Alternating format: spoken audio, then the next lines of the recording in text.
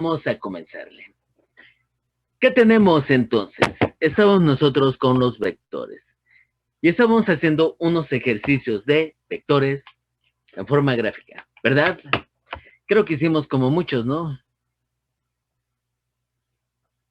Sí. ¿Como cuántos hicimos? Déjame ver. Hicimos como... Ay, hasta te dejé de tarea, ¿no? No. No, profe. Okay. Hicimos 1, 2. Hicimos 2. 2. Vamos a hacer otro. Vamos a hacer otro. ¿Qué te parece? Muy bien. Espérame tantito, ¿eh?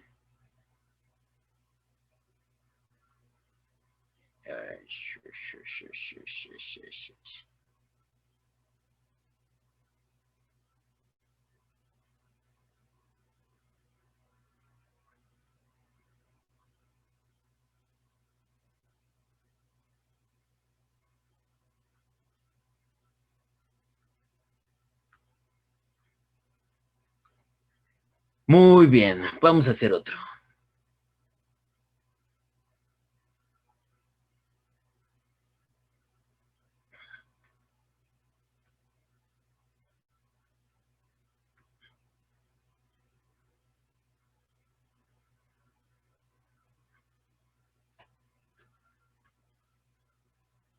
Ahí va.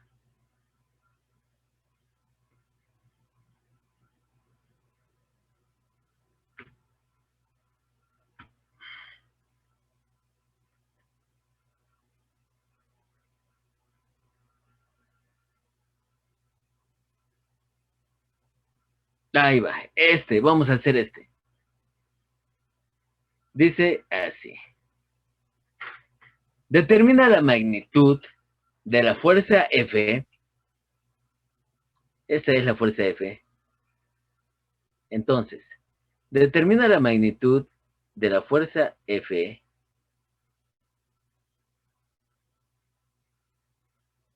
y la magnitud de la fuerza resultante determina la magnitud de la fuerza F y de la fuerza resultante si dicha fuerza resultante tiene que estar sobre el eje Y positivo. O sea, que lo que te está preguntando es, esta fuerza es de 200 libras, esta fuerza es de 200 libras. ¿Cuánto debe de valer esta fuerza F para que mi fuerza resultante quede sobre el eje de las Y? Así, para que la fuerza resultante quede sobre este eje de las Y. ¿Ok? Entonces, pues vamos a resolver. Muy bien, muy bien, muy bien. A ver, ¿qué tenemos? ¿Qué requerimos? Determinar la magnitud de la fuerza F para que la fuerza resultante quede sobre el eje de las Y. Bueno, pues por lo pronto nosotros sabemos que tenemos dos componentes. Una componente que sería esta, que es la de 200, y que ya sabemos que vale precisamente 200, ¿no? Y tenemos otra fuerza, que es la fuerza F, y esta fuerza F, y esta fuerza F, tiene que ir sobre esta dirección. Ahí está la fuerza F. Muy bien. ¿Sabes? Nosotros ya sabemos que si se suman estas dos fuerzas, pues tendríamos que sumarlas con el método del paralelogramo. Método del paralelogramo que me dice, haz un clon de una fuerza PIC, y ese clon ponlo al final del vector complementario. Haz un clon de esta fuerza y déjalo al final del vector complementario.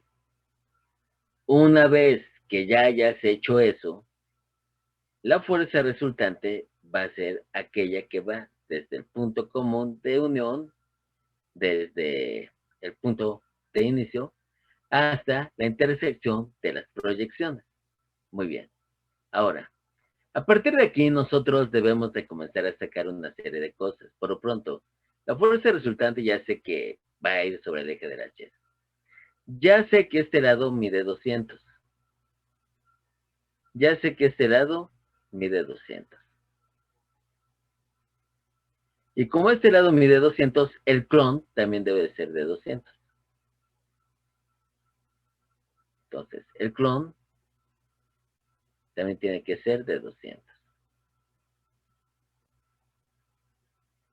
Luego, esta es la fuerza F. Así es que si este es el lado F, el clon también tiene que ser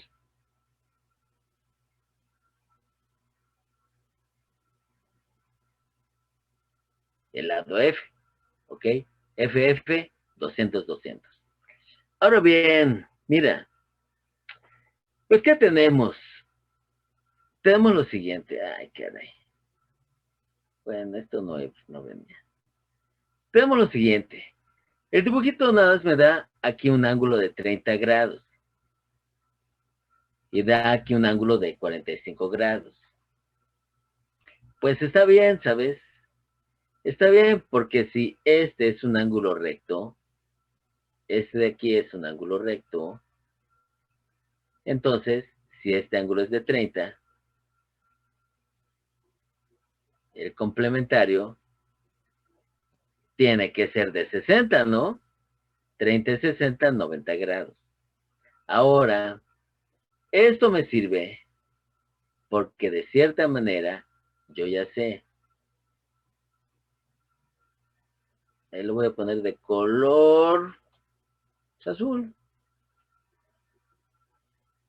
Todo este ángulo, entonces, va a valer 45 y 60.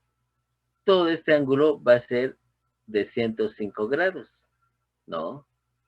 Y como este es un ángulo opuesto en un paralelogramo, este también es un ángulo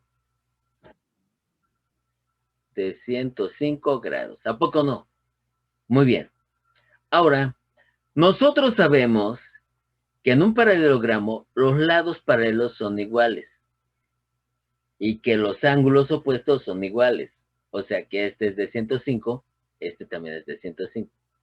Este ángulo de aquí y este ángulo de acá también tienen que ser iguales. ¿Pero cuánto tienen que ser? Bueno, pues nosotros sabemos que para esto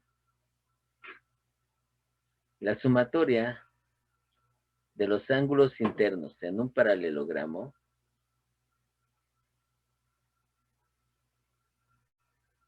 tiene que ser igual a 360 grados, ¿no es así? Tiene que ser igual a 360 grados. Muy bien. Eso quiere decir que si yo sumo 105 más otros 105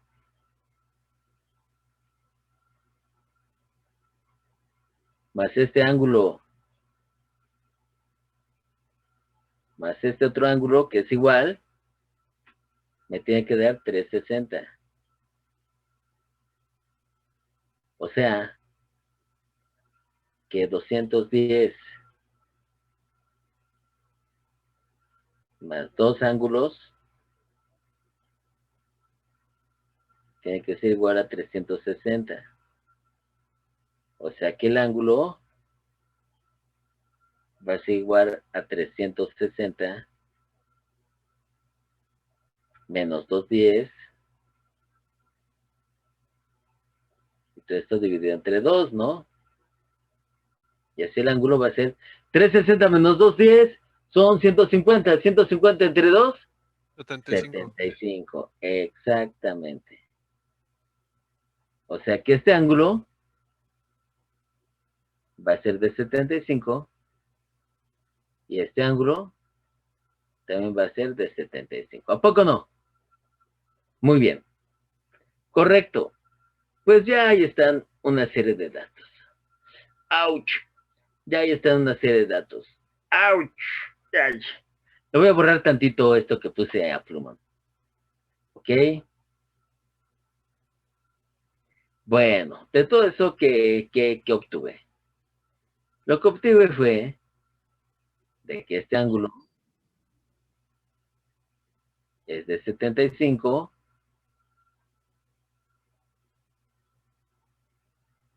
y que este otro ángulo también es de 75. Rayos. También es de 75.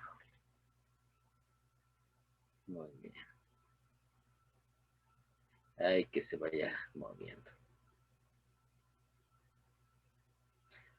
Ok. Ahora, una vez que nosotros ya decidimos o ya definimos algunos datos suficientes para poder analizar mi diagrama, pues me decido por alguno de los dos triángulos, el de la izquierda o el de la derecha. Yo me decidí por el de la derecha. Y así estos tres los puse por acá, míralos. Estos tres los puse por acá. De forma tal que aquí tengo la fuerza resultante en color verde, aquí está la fuerza resultante en color verde. Tengo este lado F, tengo este lado F. Y tengo este lado de 200, tengo este lado de 200. Ahora, tengo un ángulo aquí de 60, tengo un ángulo de 60. Tengo un ángulo de 75, aquí está el ángulo de 75. Y de una vez, como la sumatoria de los ángulos internos en un triángulo tiene que darme 180 grados, entonces, Profesor, ¿qué pasó? está diciendo que uno es el ángulo de 45 más 60, ¿no? 1 es el ángulo de 45 más 60, Ah, no, no, ya, no, estoy equivocado yo, perdón. sí, no estaba diciendo eso. Lo que estaba diciendo es que esto todavía no estaba, y apenas estaba esto, 60 y 75. 75, 60.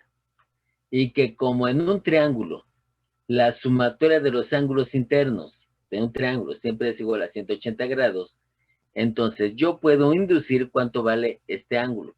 Porque si 180 es igual a la suma de este más este, pues bueno, de 60 y 75, de 60 y 75 ya llevo 135.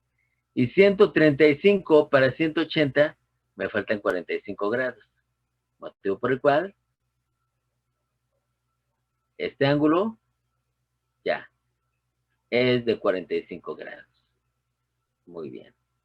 Listo. Bueno, ¿qué quiero? La fuerza resultante. ¿Qué tengo? Unos lados desconocidos, F y A. Bueno, F y 200. ¿Cómo lo voy a calcular estas dos cosas? Pues con la ley de los senos o ley de los cosenos. ¿Cómo es más factible? Como ya tengo todos los ángulos, es más factible con la ley de los senos. Muy bien. Primeramente le pongo nombre a cada lado con su respectivo ángulo. Este 200 le puse como nombre A. C es igual a 75 grados. Ah, mira, no sé por qué se duplicó este. Bien. Entonces, a este lado de 200 le puse como nombre el lado A. Por ende, si este es el lado A, su ángulo opuesto tiene que ser el ángulo A minúscula. Si a este B le puse, si este el F, si esta fuerza F que era desconocida, la llamé B, para que se adecue a lo de la ley de los senos, entonces, si este lado que originalmente era F, lo voy a conocer como B, pues entonces el ángulo opuesto tiene que ser el ángulo B de 60 grados. Y obviamente que si ya puse A y B, este tiene que ser el lado C, que correspondería a la fuerza resultante. Si esta fuerza resultante la llámese el ángulo opuesto, tiene que ser el ángulo C. Muy bien. Ahora vamos a ver aplicando esta ley de los senos. Muy bien. Aplicando la ley de los senos. ¿Qué tengo? Pues que yo puedo relacionar A y su ángulo A con cualquier otro par. Aquí, por ejemplo, voy a relacionar A sobre seno de A con C sobre seno de C. Y así digo. Si la fórmula fundamental es A sobre seno de A es igual a C sobre seno de C. ¿Cuánto vale A? 200. ¿Cuánto vale el seno de su ángulo A? 45. 200 entre el seno de 45 es igual al lado C. ¿Quién es C? La fuerza resultante. Entre el seno del ángulo C, que son 75. De aquí, despejamos a la fuerza resultante. ¿Cómo? Productos cruzados. 200 por el seno de 45, por el seno de 75, 200 por el seno de 75, es igual a la fuerza resultante por el seno de 45. Motivo por el cual, si yo despejo a la fuerza resultante, será 200 por el seno de 75 entre el seno de 45. Haciendo esto me da la fuerza resultante de 273.2 newtons. Muy bien. Ya con eso obtengo la fuerza resultante. Ahora, ya encontré la fuerza resultante. Me falta la fuerza F. Bien. Para encontrar la fuerza F tendré que relacionar con el lado B. Motivo por el cual vuelvo a aplicar la ley de los senos. Pero en este caso, igualo A sobre seno de A con B sobre seno de B. A ya dijimos que vale 200. Su ángulo A ya dijimos que vale 45 grados. El lado B lo relacionamos con la fuerza F. Y el ángulo B sería 60 grados. Por ende, si despejo a la componente F, me va a quedar que F es igual a 200 por el seno de 60 entre el seno de 45.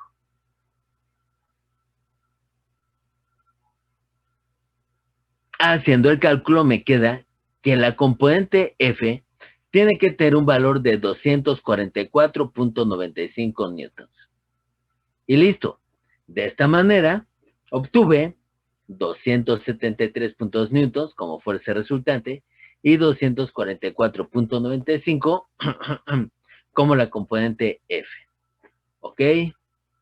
Muy bien. Qué facilito está esto. ¿Tienes alguna pregunta, estimado joven? Una pregunta, ¿estábamos manejando en libras o los newtons? Ah, sí, sí, sí. Mira, aquí te da originalmente en libras y yo todo lo manejé en newtons. Sí, sí, si el problema te da en libras, hay que seguirlo manejando en libras. Sí, gracias. Ahora sí, ahí está. Listo. ¿Ok? Muy bien. ¿Todo bien? Sí. Perfecto. Ya con estos, ¿no? Ya con estos. A ver, vas a hacer unos.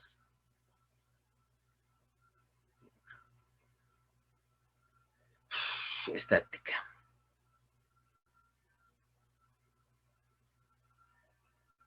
Tic-tac, tic-tac.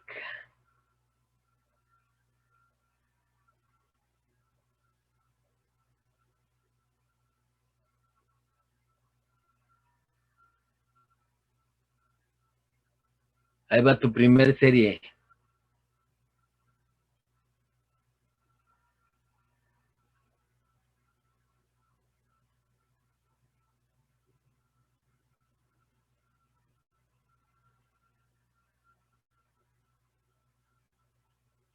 Ahí van estos cuatro. Tu serie. ¿Se alcanzan a ver? Si no, pongo primero dos y después otros dos.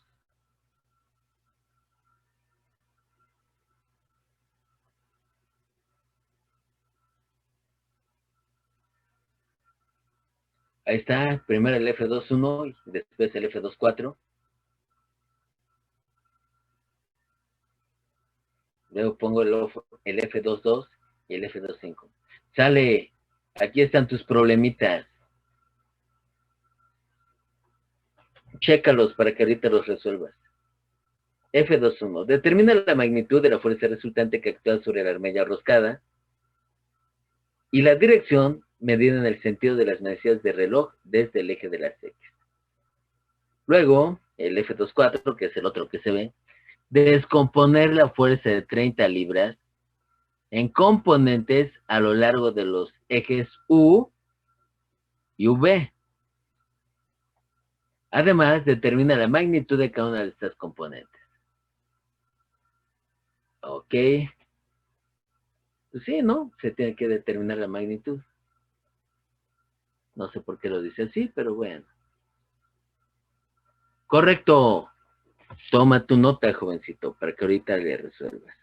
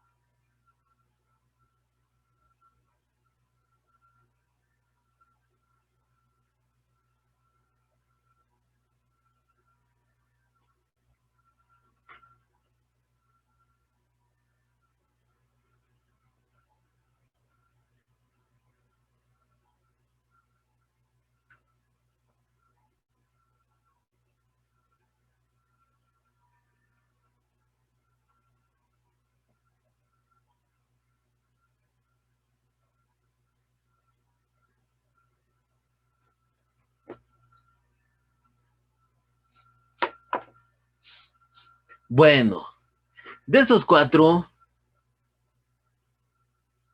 si los haces ahorita te vas a tardar un ratito. Entonces, mejor para seguir avanzando, esto los haces de tarea y ahorita le continuamos con el conocimiento. Lo que sí, de una vez te voy a dar las respuestas para que sepas si estás bien o no.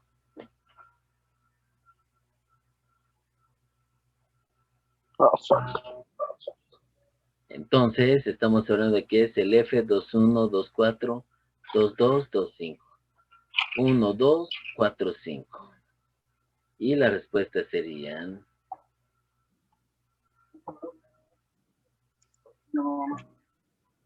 Sí. 2, 1, 2, 2, 2, 4 y 2, 5, ¿verdad? Entonces, la respuesta del 2, 1,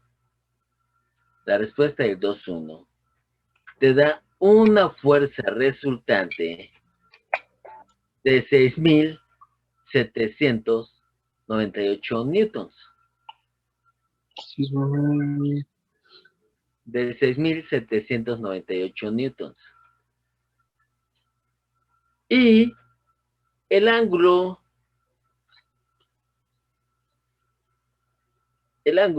de medida es de 103 grados. 103 grados. Eso es para el F21. Para el F22, la fuerza resultante es de 667 newtons. Para el F22, Pero acá está dado el libro. Está newtons, ¿no? Eso no sé. Ah, pues entonces, ¿por qué dices que está en libras? Bueno, aquí está, el libro trae aquí las respuestas al final, son las que les estoy compartiendo. Dice que la fuerza resultante para el F22 es de 667 newtons. 667 newtons. Y F1, F2. Después creo que el F4 y el F5, ¿no? F24 y el F25. Sí. El F24 te da una componente en U, una componente en la dirección U de 22 libras. Y una componente en la dirección V de 15.5 libras. Otra vez, para el problema F24, la componente de fuerza en la dirección U es de 22 libras y la componente en la dirección V es de 15.5 libras. Y el F25, y con el F25, la fuerza AB es de 869 libras, fuerza AB, 869 libras. Y la fuerza AC es de 636 libras. 636 libras. Muy bien. ¿AB cuánto, profesor? Sí. AB, 869 libras. FAB, 869 libras. Profe, Y ¿puede repetir el FAC, primero, por favor? sí. Ahí van todos.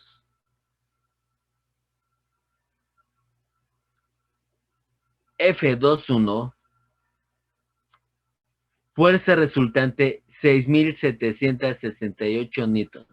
6,798, perdón. 6,798. 6,798 newtons para el F21. Y el ángulo, 103 grados.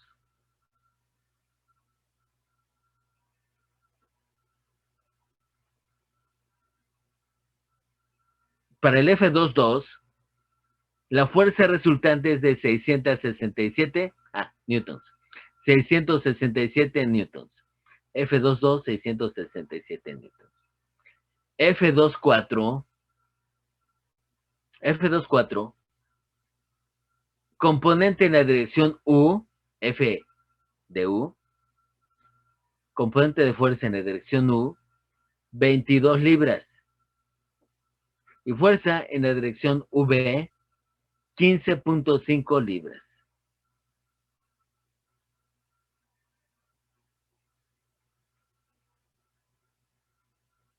Mientras que para el F25,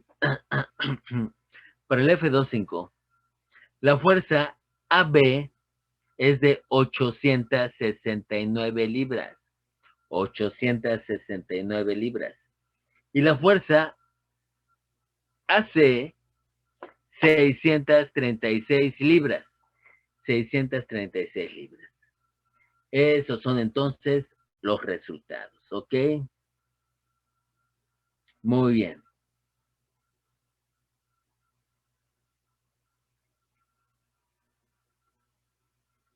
Continuemos más.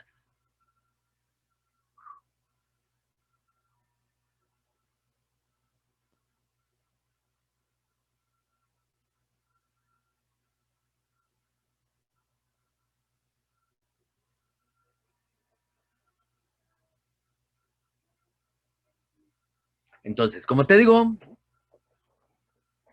esos los resuelves ya en la tranquilidad de tu hogar, ahí el fin de semana o algo así, al fin que ya tienes las soluciones y cualquier cosa, me dices de que no salga o cosas así, ahí me dices y lo checamos. Muy bien. Sale. Pues entonces, así está esto. Ahora bien, vamos a complementar.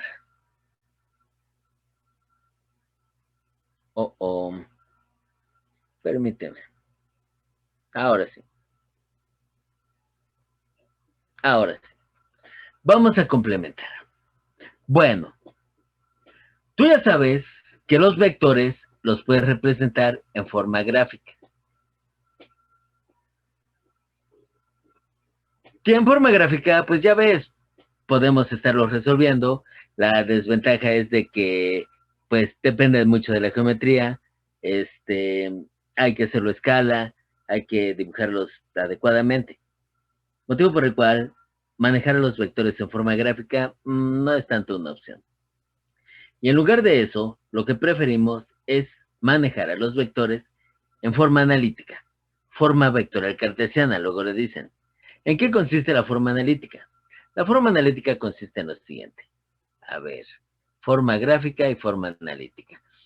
Bien.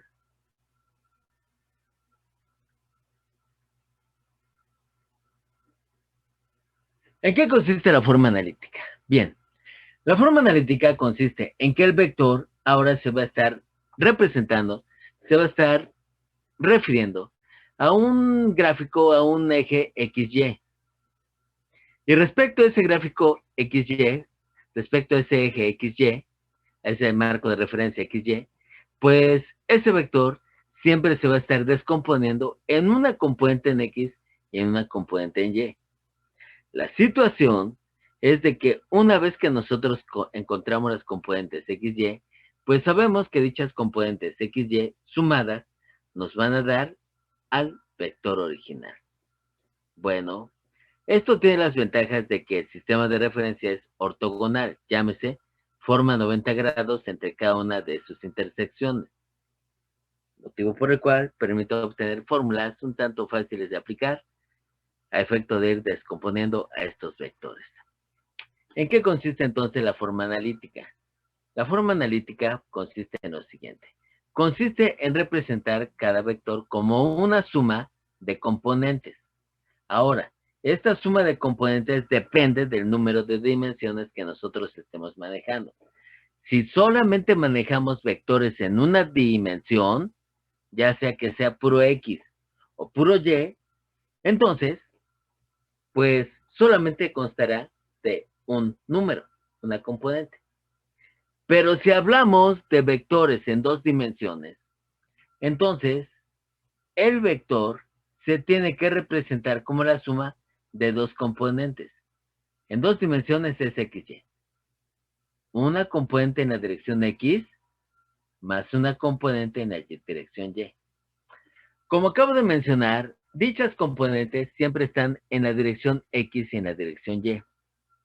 Bueno, pues sucede que precisamente los ejes X y Y están referenciados por medio de vectores unitarios. Esos vectores unitarios son los vectores I, J. Y si fuera en 3 dimensiones, serían los vectores unitarios I, J, K. Esos vectores unitarios tienen magnitud de 1, motivo por el cual, cuando multiplicamos cualquier componente por ese vector unitario, no afecta en lo absoluto. Pero la mayor utilidad que tienen los vectores unitarios es darnos la dirección que debe de seguir un vector sobre su línea. De forma tal que la I, esa letra I minúscula, es un vector unitario que siempre indica la dirección de las X. De forma tal que si nosotros vemos en un vector que una componente es 30i, pues sabemos que ese 30 va en la dirección de las X. Muy bien. Entonces, son 2 componentes en 2 dimensiones, son 2 componentes en X y en Y. La componente en X siempre se acompaña del vector unitario Y. El vector unitario Y es un vector que nos indica la dirección de las X. Y obviamente la componente en Y siempre irá acompañada del vector unitario J. El vector unitario J es un vector unitario, valga la redundancia, es un vector unitario que manda, siempre apunta a la dirección de las Y. Entonces, de aquí en adelante, todos los vectores que manejes siempre van a estar acompañados de una I y de una J, en 2 dimensiones. De forma tal que vectores representados en forma analítica en 2 dimensiones es solamente un nombre de vector, igual, y después del signo igual va un número que representa la componente en X, acompañado de la Y, más otro número que está representando la componente en Y en la dirección de la J. Ahora, eso es en 2 dimensiones. Si fuera en 3 dimensiones, entonces no solamente tendría un eje X y un eje Y, tendría un eje X, un eje Y y un eje Z, en 3 dimensiones. Muy bien. Sin embargo, aunque sean 3 dimensiones, 2, 1, 20 dimensiones, es exactamente lo mismo. El vector, que en este caso lo he representado como el vector C, va a ser igual a una suma de componentes. Una componente en X, más una componente en Y, más una componente en Z. La componente en X siempre va a ir acompañada de la Y, el vector unitario Y. La componente en Y siempre va a ir acompañada del vector unitario J. Y la componente en Z siempre va a ir acompañada del vector unitario K. De forma tal que siempre que veas en vectores I, J y K, sabes que se están refiriendo a las componentes X, Y Z. Componentes. ¿Qué es eso de las componentes? ¿Cómo funcionan o qué es eso de componentes? Muy bien. Funcionan de la siguiente manera. Bueno. Primeramente, yo tengo un vector cualquiera sobre el eje XY a un ángulo cualquiera. Es decir, puedo tener un vector de cualquier magnitud y cualquier dirección. Esta F de acá, es cualquier vector con cualquier magnitud y cualquier dirección. Muy bien.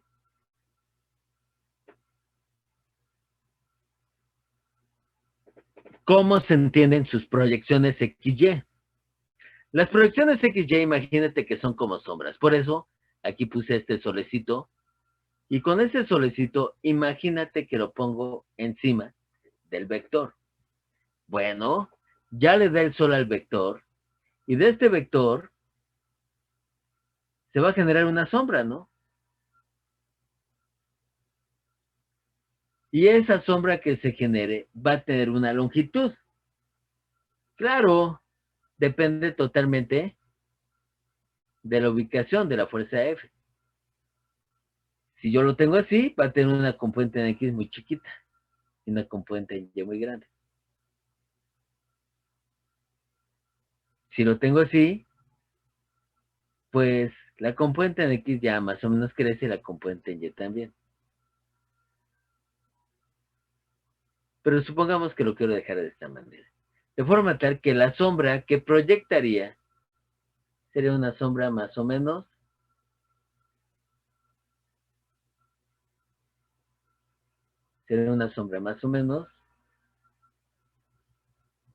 de este tamaño, ¿no? La sombra. Muy bien. Ahora, si yo pusiera el sol de una forma frontal, pues entonces los rayos del sol van a generar una sombra. Los rayos del sol van a pegar al vector y este vector va a proyectar una sombra. De forma tal que esa sombra que proyecta, pues es precisamente la magnitud de la componente en la dirección Y. Entonces, la sombra tiene una magnitud y el tamaño de esa sombra en X es f de X. La sombra va a tener una magnitud y esa magnitud es la sombra en la dirección Y. Ok, entonces, se generan pues unas sombras. Ahora bien, el tamaño de las sombras, como te dije, son básicamente las componentes en X y las componentes en Y. Pero si yo sumo las componentes en X y Y, surge algo. Tendría que, si sumo la componente en X más la componente en Y, esa suma te da al vector original.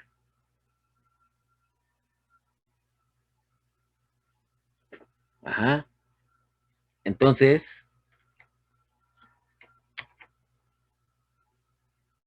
sumando la componente en X, más la componente en Y, sumándolas, me da como resultado al vector original. Por eso aquí se representa el vector como la suma de los dos. La componente en X dirección Y más la componente en Y dirección J. Ok. ¿Hay forma de poder determinar el valor de las componentes X, Y? Sí. Sí hay forma de poderlo hacer. ¿Cómo? Pues con este triangulito. Mira. Si yo analizo el triangulito, tengo una componente en X, una componente en Y y un ángulo de dirección. Aislándolo para que sea más directo, tendría la componente en X. Aquí está la componente en X.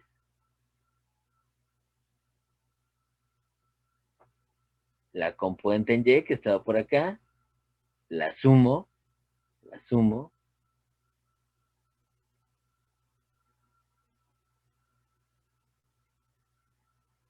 Y al sumar la componente en X más la componente en Y, al sumar la componente en X más la componente en Y, ya ves que métodos de suma gráficos, como el método del triángulo, pues te dice que pongas donde termina un vector, a continuación del otro, y que la fuerza resultante es la unión del punto inicial de la primera con el punto final de la segunda. Bien, si yo uno pues esto me va a dar exactamente el mismo vector que tenía al inicio. Muy bien. Ahora, ¿cómo puedo sacar esas componentes en X y Y? Era mi pregunta inicial. ¿Cómo puedo sacar esas componentes en X y Y? ¿Se puede? Sí se puede. ¿Cómo lo hacemos? Pues esto, como tú puedes ver, es un triángulo rectángulo. Debido a que el sistema es ortogonal, las componentes también son ortogonales entre ustedes. Sí, como el eje X y es ortogonal, pues esto también sigue siendo ortogonal. Bueno, de forma tal que nosotros vemos que con respecto a la componente X y la componente Y, se forma un triángulo rectángulo. Entonces, componente en X, componente en Y, la suma me da la fuerza F, y tengo un ángulo de dirección, y este ángulo de dirección está medido, que en este caso, contra el eje de las X. Ahí está, contra el eje de las X. Bien. Analizando pues este triángulo rectángulo, lo voy a pasar por acá. Analizando este triángulo rectángulo, es exactamente el mismo. Fx en la base, Fy el lado vertical y el ángulo. Ahí está, Fx, Fy, la magnitud de F y el ángulo. Bueno, entonces, de acuerdo con este ángulo θ, y dado que es un triángulo rectángulo, pues cada uno de estos elementos va a tomar un rol específico. Cada uno de estos elementos puede ser un cateto opuesto, un cateto adyacente o una hipotenusa. Así pues, analizando para este ángulo, tengo que el lado que queda opuesto al ángulo es precisamente el cateto opuesto, motivo por el cual F de Y toma el rol de cateto opuesto. Aquí está, F de Y es el cateto opuesto. Y F de X sería el cateto adyacente. Aquí ya le puse. F de X sería el cateto adyacente. Ahora bien, el vector F, con su tamaño original y su magnitud original, antes de ser descompuesto, este vector F tomaría el rol de hipotenusa. Claro, con su ángulo, ¿no? Bien. Sabemos que para los triángulos rectángulos hay una serie de funciones trigonométricas que aplican. Y las funciones trigonométricas que vamos a aplicar son la función seno, coseno y al ratito tangente. ¿Te acuerdas a qué equivale a la función seno? Sí, seno es igual a cateto opuesto entre hipotenusa. Si lo adecuo a este triángulo, entonces tendría que el seno del ángulo es igual al cateto opuesto. Pero el cateto opuesto en este caso es F de Y. Entre la hipotenusa, pero la hipotenusa es la magnitud del vector F. Por ende, si a partir del seno del ángulo es igual a Fy entre la magnitud del vector F, si despejo a F de Y va a ser igual a la magnitud de F por el seno del ángulo. Esta F que está dividiendo pasa al primer miembro multiplicando. Así es de que F de Y sería igual a la magnitud F por el seno del ángulo. Muy bien. Hago lo mismo con la función coseno. Función coseno que yo sé equivale a cateto adyacente entre hipotenusa. Si yo adecuo lo que es cateto adyacente e hipotenusa al triángulo que estoy manejando, me va a quedar que el coseno del ángulo θ es igual al cateto adyacente, que es F de X, entre la hipotenusa, que sería la magnitud del vector. De aquí, si yo despejo a F de X, me va a quedar que F de X es igual a la magnitud de F por el coseno del ángulo. ¿Y con esto qué gano? Por medio de este triángulo rectángulo y de las funciones trigonométricas básicas, obtengo dos fórmulas. La primera es F de X, la componente en X del vector, F de X es igual a la magnitud por el coseno del ángulo θ, y aquí la he reproducido. F de X es igual a la magnitud del vector por el coseno de su ángulo θ. Y F de Y es igual a la magnitud del vector por el seno del ángulo θ. Esto quiere decir entonces, joven, que si yo tuviera cualquier vector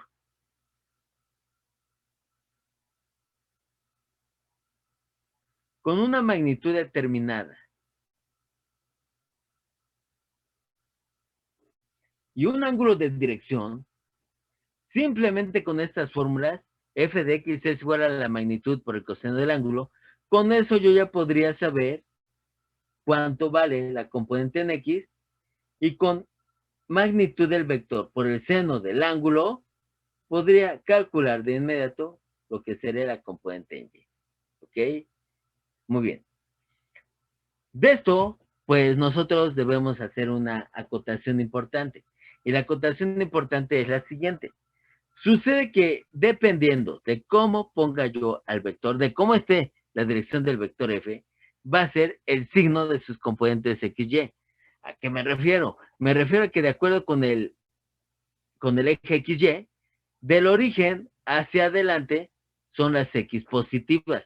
Y del origen hacia atrás, en forma horizontal, son las Y negativas. Del origen para adelante, X positiva, del origen para atrás, X negativa. De la misma forma, del origen para arriba, siempre van las Y positivas. Y del origen para abajo, siempre van las Y negativas. Bien. Analizando esto, yo veo que la componente en X sería positiva y la componente en Y también sería positiva. Pero si mi vector estuviera aquí, entonces la componente en X sería negativa y la componente en Y positiva. Si tuviera el vector en el tercer cuadrante, la componente en X sería negativa y la componente en Y sería también negativa. Y si tuviera al vector en el cuarto cuadrante, la componente en X sería positiva y la componente en Y negativa. Ok.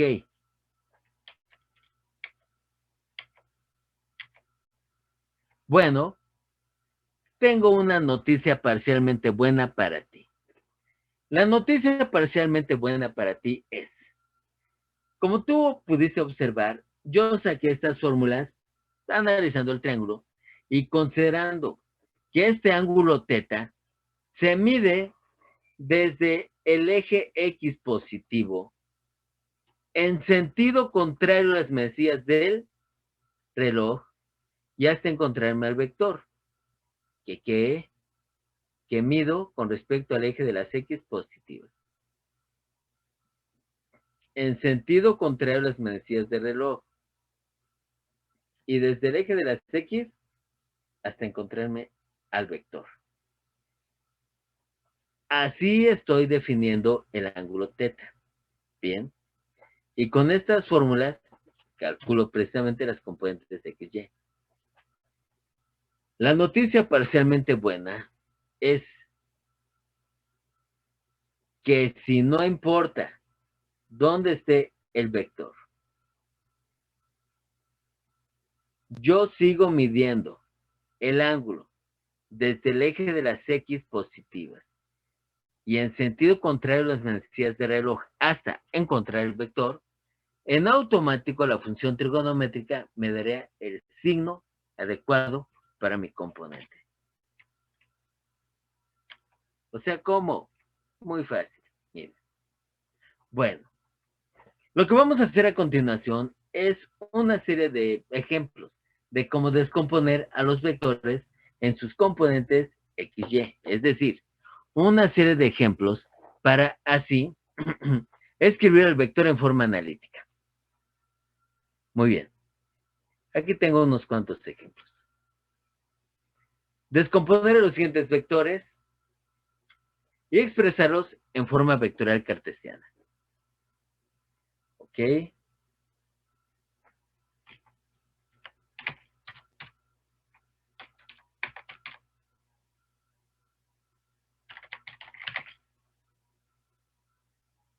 Muy bien.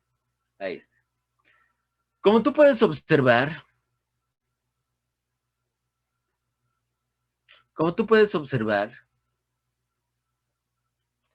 todos los vectores, el primero y el 2, el ejemplo 1 y 2 están en el primer cuadrante. Pues sabemos que la componente X y Y son positivas. En el ejemplo número 3, el vector se encuentra en el segundo cuadrante. Sabríamos que la componente y la componente en Y positivas. Y en el ejemplo número 4, el vector se encuentra en el tercer cuadrante. Sabemos que la componente en X es negativa y la componente en Y también. Y quiero que observes cómo en los cuatro casos, el ángulo es medido en la forma nominal, es decir, medido desde el eje de las X positivas, en sentido contrario a las manecillas del reloj y hasta encontrar al vector. Yo te dije que si lo mides así, no importa dónde quede, en automático la función trigonométrica te da el signo correcto para cada componente. Vamos a ejercitar. Entonces, para el primer ejemplo, ejemplo número 1, tengo 100 newtons y un ángulo de 45 grados. Muy bien. Se mide contra la forma nominal canónica. Entonces, la componente en X sería 100 por el coseno de 45. La componente en X sería la magnitud por el coseno del ángulo. Como te dije, 100 por el coseno de 45 en la dirección Y. Multiplicando 100 por el coseno de 45 me da 70.71 newtons. Ahora, la componente en Y. De acuerdo a la fórmula que acabamos de escribir, la componente en Y es la magnitud del vector por el seno del ángulo. Así es de que haciendo lo correspondiente, la componente en Y va a ser igual a la magnitud 100 por el seno de 45 grados. 100 por el seno de 45. Si hago la operación de 100 por el coseno de 45 me da 70.71 newtons. Ahora, con estas fórmulas de F por coseno del ángulo y F por el seno del ángulo, con estas fórmulas lo que me permite es sacar las componentes XY, pero estas componentes XY yo las utilizaría para poder expresar al vector, en este caso el vector F, en forma vectorial cartesiana. ¿Cómo es la forma vectorial cartesiana? Ah, pues la componente en X, 70.71 con la dirección Y, más la componente en Y, 70.71 en la dirección J, con las unidades correspondientes. Muy bien. Otro ejemplo que podemos tener es este. Tengo un vector de 15 libras a un ángulo de 20 grados. Motivo por el cual, si yo quiero descomponer a este vector en componentes XY, tendríamos que la componente en X es la magnitud 15 por el coseno de 20 grados. La magnitud 15 por el coseno de 20 grados. Haciendo esta operación, 15 por el coseno de 20 me da 14.09 libras. Ahora, calculamos la componente en Y. Y esta componente en Y sería la magnitud 15 por el seno de 20 grados. La magnitud 15 por el seno de 20 grados. De forma tal que haciendo la operación 15 por el seno de 20 me da 5.13 libras. Eso significa que este vector, que también he llamado F, creo que todos los llamé F, este segundo vector, que también llamé F, lo puedo expresar en forma vectorial cartesiana como 14.09 en Y más 5.13 en J. Ahí está.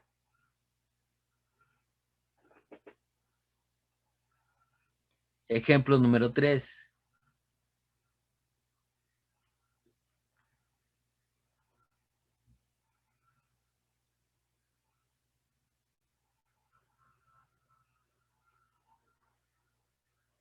Ejemplo número 3.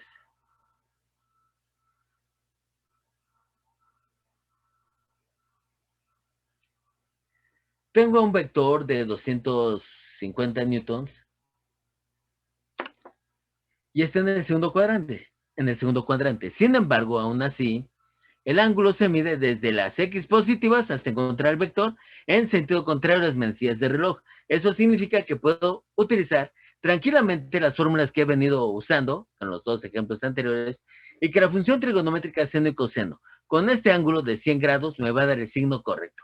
Nosotros ya sabemos que la componente en X es negativa y la componente en Y es positiva. Lo sabemos por la forma del vector. Bueno, vamos a comprobar si efectivamente al medirle de esta manera las componentes XY, más bien las funciones trigonométricas, me arrojan los signos correctos. Bien, componente en X, 250 newtons por el coseno de 100 grados. Componente en X, 250 newtons por el coseno de 100 grados. Hacemos la operación y me da 43.41 newtons como componente en X. Ahora, la componente en Y. La componente en Y va a ser igual a la magnitud del vector por el seno de 100 grados. Y multiplicando 250 por el seno de 100 grados me da también positivo. Aquí fíjate como 250 por el coseno de 100 en automático me dio negativo. Solito el coseno de 100 grados, dio un valor negativo. Que al multiplicarse con 250, pues me dio la componente negativa. Pero la componente en Y, solito el seno de 100, me da un valor positivo. Positivo por este positivo, sigue siendo la componente positiva en Y. Bueno, 250 por el seno de 100 grados. Y 250 por el seno de 100 grados me da 246.2. De acuerdo con esto, yo puedo reescribir este vector F en forma vectorial cartesiana como vector F es igual a menos 43.41 en Y más 246.2 en J. Ahí está. ¿Ok? Si quisiéramos comprobar un poco más, puedo observar como para este cuarto ejemplo, en el cual el vector se encuentra en el tercer cuadrante, con lo cual las componentes X y Y tienen que ser negativas, vamos a comprobar que si yo mido el ángulo, de acuerdo con las buenas prácticas de medición, desde el eje de las X positivas, en sentido contrario a las manecillas del reloj, y hasta encontrar el vector, me dará lo siguiente. Componente en X, 500 por el coseno de 200 grados. Componente en X, 500 por el coseno de 200 grados. Sacando el coseno de 200 me da un valor negativo, que al multiplicarse por 500 arroja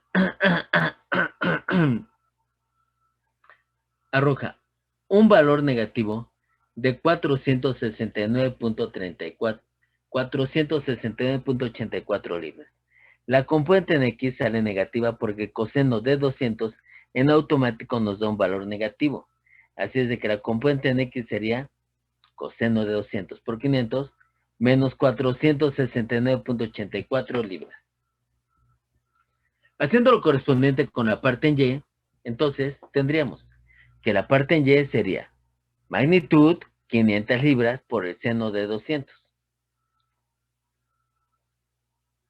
El seno de 200 en automático sale un valor negativo, que al multiplicarse por 500 también lo da negativo. De forma tal, en este caso es menos 171 libras. De forma tal que este cuarto vector yo lo puedo representar como componente en X menos 469.84 en Y, componente en Y también negativo, menos 171 en la dirección J. Libre. ¿Ok? Bueno, entonces, al parecer, pues es algo muy bueno medir con respecto al eje de las X positivas en sentido contrario a las manecillas de reloj hasta encontrar el vector. Es relativamente bueno,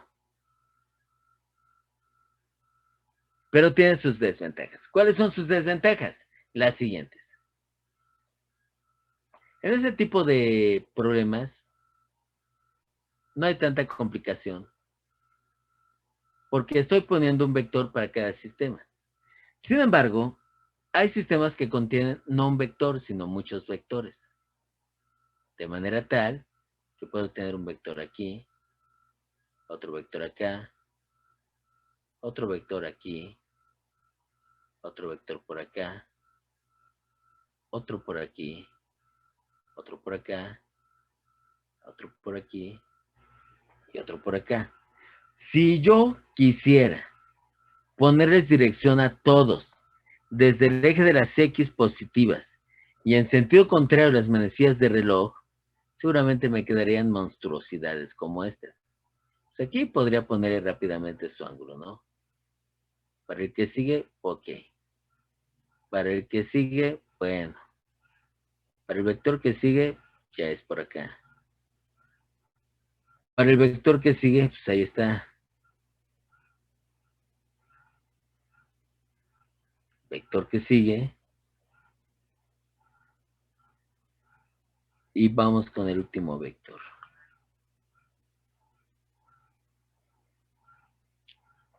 Bien. Si nosotros estuviéramos en un solo eje coordenado, varios vectores, si todos quisiéramos acotar con respecto a su dirección, tal cual mandan las buenas prácticas de medición, no le vemos gran ventaja. No le vemos gran ventaja porque todas estas cotas se van haciendo cada vez más complicadas de poderse entender, motivo por el cual no se acostumbra mucho a eso. Aunque haciéndolo de esta manera,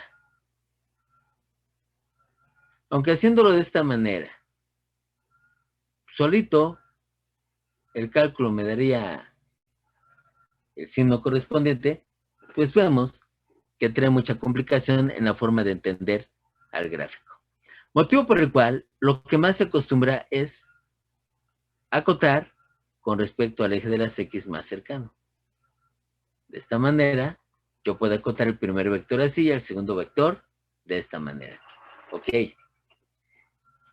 Para el segundo vector, acoto desde el eje de las X negativo, que es el eje de las X más cercano, hasta el vector, en ambos casos. Acoto desde el eje de las X más positivo al vector. En el momento en el cual hago esto, ya estoy rompiendo varias reglas. Ya no estoy midiendo con respecto al eje X positivo. Ya no estoy midiendo en sentido contrario las manecillas de reloj. En los que están en el primer cuadrante sí, pero para el segundo, por ejemplo, no. Ni estoy midiendo contra el eje de las X positivas, ni estoy midiendo en el sentido contrario las manecillas, sino estoy midiendo en el sentido de las manecillas de reloj. Ya no cumplo. Aquí el eje de las X más cercano es este. Eje de las X más cercano. Ahí está. Muy bien. Lo que gano con esto es de que la acotación ya se vuelve más clara. Ya se puede resolver más fácilmente porque la acotación ya es más clara. Hay menos riesgo de que nos equivoquemos con toda esa maraña que tenemos anteriormente. Muy bien. Ok. Pero surge entonces, así es más fácil de acotar, pero surge una pequeña dificultad. Y la pequeña dificultad es, ¿sigo utilizando las mismas fórmulas? ¿Todavía sirven? ¿Todavía valen? Y la respuesta es, sí. Sí, todavía valen. Todavía puedes utilizar las mismas fórmulas. Entonces, ¿qué pasa, pues, si yo mido la dirección de un vector con respecto no al eje X positivo, ni en sentido contrario a las manecillas de reloj? Bien, pues no pasa nada. Solamente hay algo adicional. Tú seguirías utilizando las mismas fórmulas. F de X es igual a magnitud por el coseno del ángulo, Fy es igual a magnitud por el seno del ángulo. Pero en el momento en el cual ya no sigues las buenas prácticas de medición de dirección, en ese momento tú tienes que presuponer el signo de las componentes. O sea, ya la función trigonométrica no te va a decir con su signo en qué cuadrante está. Uno tiene que ver en qué cuadrante está, uno tiene que pensar, inducir cuál es el signo que le corresponde a cada componente y escribir el resultado con el signo adecuado. Hagamos estos 4 ejemplos. Ejemplo número 1. Pues vemos que el ángulo está medido tal cual debe ser, las buenas prácticas de medición. Desde el eje de las X positivas, sentido contrario a las manecillas de reloj. Vamos a descomponerle, es entonces con las fórmulas que nosotros ya conocemos. F de X es magnitud por el coseno del ángulo, F de Y es igual a magnitud por el seno del ángulo. Solamente que aquí el ángulo es aquel ángulo que se mide contra el eje de las X más cercano. Bueno, ya. Serían 80 por el coseno de 70. Y solito me da el signo positivo, claro. 80 por el coseno de 70 y me da 27.36 newtons. Componente en Y, más 80 por el seno de 70. 80 por el seno de 70. Como dijimos, iba a ser positivo. Y este vector, que nuevamente lo he llamado vector F, lo puedo representar en forma vectorial cartesiana, analítica, como más 27.36 en Y, más 75.17 en J. Unidades newtons. Ok. Para el segundo ejemplo, el ángulo sí se mide con respecto al eje de las X, positivas, pero no se mueve en sentido contrario a las manecillas de reloj. En este caso se midió contra el eje de las X, pero en sentido de las manecillas de reloj. Por ende, eso significa que nosotros vamos a tener que presuponer los signos de las componentes. Pues está fácil. Componente en X positiva, componente en Y negativa. Ahí se ve claramente en el gráfico. Así es de que f de X va a ser igual a más 40 newtons por el coseno de 30. Más 40 newtons por el coseno de 30. Lo cual me da 34.64 newtons. Como lo habíamos dicho, positivo. Ahora, la componente en Y sería negativa. Y sería 40 por el seno de 30. Componente en Y negativa, 40 por el seno de 30. Hacemos el cálculo y me queda menos 20. Recuérdalo, ese signo menos es porque yo tengo que ponérselo para que se adecue. La componente en Y, entonces, sería menos 40 por el seno de 30, menos 20. Y el vector, en forma vectorial cartesiana, valga la redundancia, en forma analítica, sería más 34.64 en I, menos 20 en J. Unidades, newtons.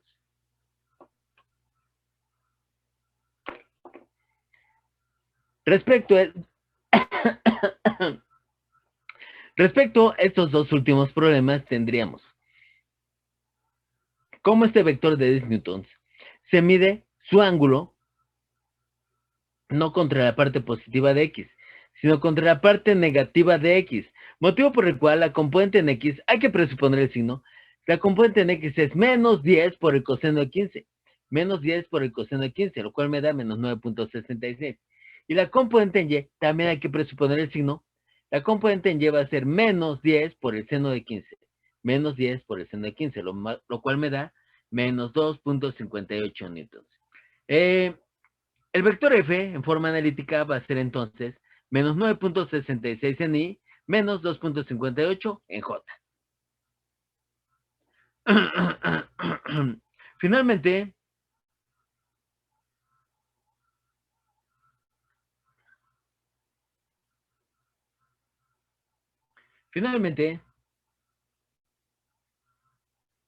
tengo este ejemplo.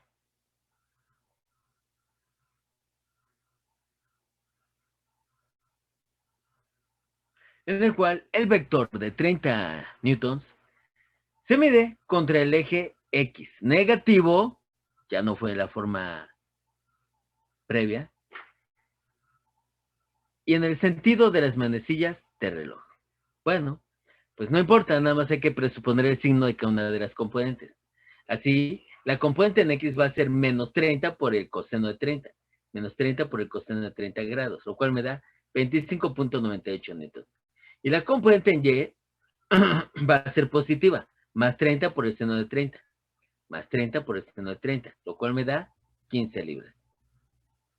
Entonces, este vector F va a ser igual a menos 25.98 en I, más 15 en J. A fin de cuentas, lo que nos interesa es obtener la forma analítica. Forma analítica, forma analítica, forma analítica.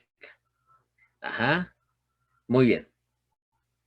Entonces, en primera instancia, los vectores, las fuerzas, se pueden representar en forma analítica, pues obteniendo precisamente estas componentes. Vimos que la fórmula base para poder obtener estas componentes es con las funciones senos y cosenos. Coseno para la X y seno para la Y. Sin embargo, hay un par de formas adicionales en las cuales también se puede representar las direcciones de los vectores. Pero por cuestiones de tiempo no te diré en este día, y te lo diré la siguiente clase. Ahora son las 8:23, por ende, si no tienes ninguna pregunta en este instante, pues te dejaré en libertad agradeciéndote la atención prestada a esta clase. Sí, profe. Gracias, profe. A ustedes, gracias. Gracias. Ay, Gracias, profe. Gracias, profe. a ustedes. Hasta luego, profesor. Gracias, Muy profe. bien. Hasta luego. Que le vaya bien. Hasta luego. Profesor. Igualmente, que descansen.